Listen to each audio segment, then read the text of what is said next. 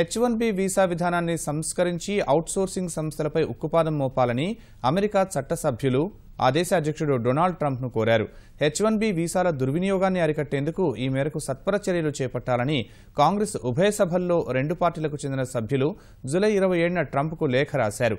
అమెరికన్ల స్థానంలో తక్కువ వేతనాలకు పనిచేసే విదేశీయులకు ఉద్యోగాలిస్తూ కొన్ని సంస్థలు H1B వీసా విధానాన్ని సుదీర్ఘకాలంగా దుర్వినియోగం చేస్తున్నాయని Bill Pascrell, Richard Durbin, Dave Brat, Ro Khanna, Paul గోసర్ సహా మరికొందరు ఆరోపించారు.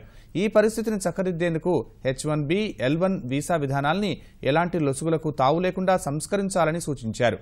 ఆ మేరకు తాము ఇటీవల సభలో ప్రవేశపెట్టిన బిల్లులో కీలక అంశాల్ని పొందుపరిచినట్లు ట్రంప్కు రాసిన లేఖలో అమెరికా చట్టసభ్యులు పేర్కొన్నారు. ఉద్యోగాల కల్పనలో అమెరికన్లకు పెద్దపీట వేస్తూ విదేశీ ఉద్యోగుల నియామక ప్రక్రియలో పారదర్శకత తెచ్చేలా బిల్లును రూపొందించినట్లు వివరించారు.